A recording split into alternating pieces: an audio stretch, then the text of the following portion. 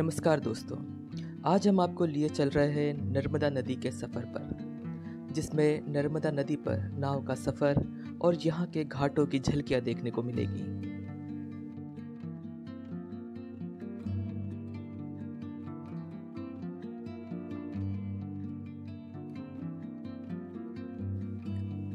हम हैं मध्य प्रदेश के नर्मदापुरम में, जिसे पहले होशंगाबाद नाम से जाना जाता था, और अमरकंटक से निकलकर नर्मदा नदी नर्मदापुरम से गुजरती हुई खंबात की खाड़ी में जा मिलती है। और दोस्तों, ये हम पहुंच चुके हैं सेठानी घाट। सेठानी घाट नर्मदा नदी के तट पर स्थित है। इसका निर्माण 19वीं सदी में हुआ था और ये भारत के कई बड़े घाटों में से एक है। इसके निर्माण में जानकी बाई सेठानी का प्रमुख योगदान रहा है, इसलिए इस घाट का नाम सेठानी घाट रखा गया है। यह घाट मध्य प्रदेश में पवित्र स्नान के लिए सबसे लोकप्रिय है और नर्मदा जयंती समारोह के दौरान इस घाट पर हजारों लोग इकट्ठे होते हैं।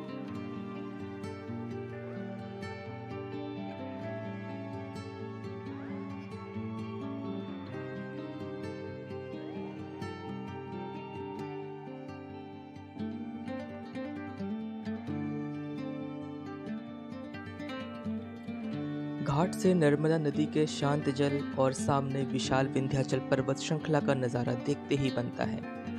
और नर्मदा नदी के तटों और घाटों की जितनी प्रशंसा की जाए उतनी कम ही है। इस घाट पर कई प्रसिद्ध मंदिर हैं, जिन्हें देखने के लिए देश विदेश से कई लोग यहाँ आते हैं।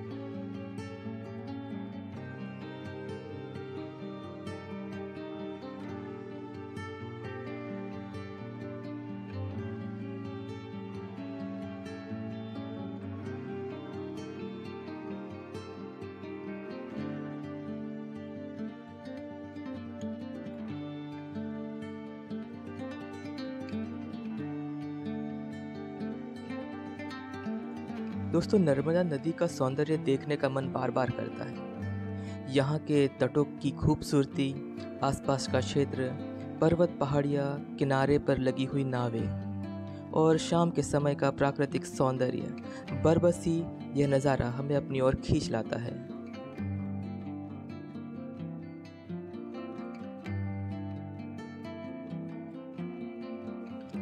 पर्यटकों और तीर्थ यात्रियों के लिए हमेशा से ही यह एक पसंदीदा स्थल रहा है। विंध्याचल और सतपुड़ा पर्वतों के बीच से होती हुई यह नदी पश्चिम की ओर बहती है। नर्मदा नदी को रेवा और मेकलसुता नाम से भी जाना जाता है।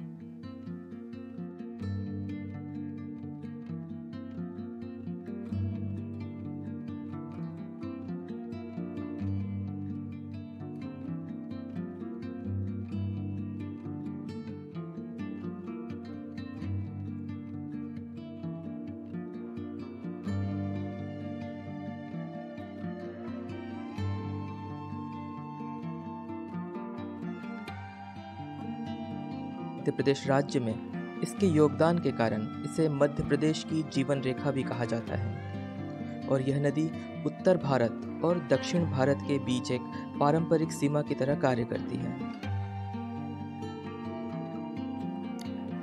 नर्मदा नदी अपने उद्गम से यानी कि अमरकंटक से पश्चिम की ओर कुल 1312 किलोमीटर का सफ़र तय कर खंबात की खाड़ी में जा मिलती है। अपने इस लंबे सफ़र के दौरान यह मध्य प्रदेश, महाराष्ट्र और गुजरात राज्य से गुजरती है।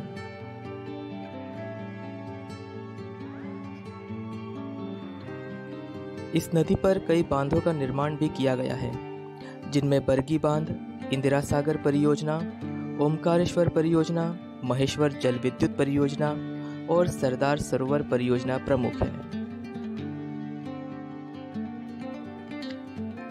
नर्मदा के तट कई स्थानों में प्राचीन सभ्यताओं के अवशेष भी पाए गए हैं। पुरातत्ववेत्ताओं के अनुसार यहाँ भारत की सबसे प्राचीन सभ्यताओं के अवशेष मिले हैं।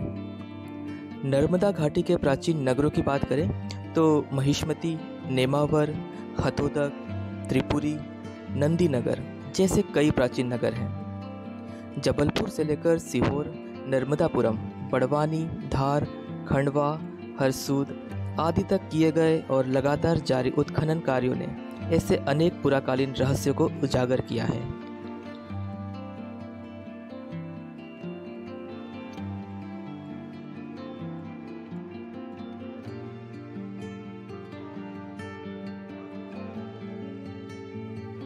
नर्मदा नदी का उल्लेख हमें कई ग्रंथों और पुराणों में भी देखने को मिलता है। रामायण और महाभारत में भी इस नदी के विषय में अनेक उल्लेख हैं। वहीं गुप्तकालीन अमरकोश में भी नर्मदा का उल्लेख किया गया है। कालिदास ने नर्मदा को सोम प्रभवा कहा है। उनकी रचना रघुवंशम में भी नर्मदा का उल्लेख है। वहीं मेघदूत रचना में नर्मदा का बेहद सुंदर वर्णन किया गया है। दोस्तों, नदियाँ हमेशा पूरी पृथ्वी पर सभ्यताओं की जननी रही हैं। नदियाँ खुशहाली और समृद्धि का प्रतीक भी रही है। यकीनन यह जीवन रेखा है। हमारी संस्कृति और इतिहास में नदियाँ वंदनीय रही हैं। उनकी पूजा हमारी परंपरा है और किसी भी देश के विकास में नदियों की भूमिका को नकारा नहीं जा सकता। ये नदियाँ अपने किनारे बसी आबादी और शहरों गांवों को सुरक्षा, संपन्नता और खुशहाली का भरोसा दिलाती है। जहाँ भी जीवन में उत्साह और गति दिखे, समझिए आसपास कहीं नदी जरूर है, जो वहाँ के भूगोल, भौगोलिक रचनाओं और परिवर्तन के साथ साथ आसपास के जीवन और पारिस्थितिकी तंत्र पर टिकी रहती है। कोई भी परिवर्तन या प्राकृतिक व्यवस्था से छेड़छाड़ इस तंत्र को असंतुलित कर देता है, जो कि ठीक नहीं है। इसलिए हमें भी नदियों के संरक्षण के प्रति अपने योगदान को समझना चाहिए और नदियों के साथ साथ प्रकृति के संतुलन को बनाए रखना चाहिए। आपको हमारा यह वीडियो अगर पसंद आया तो हमारे चैनल को सब्सक्राइब करें और वीडियो को लाइक ज़रूर करें।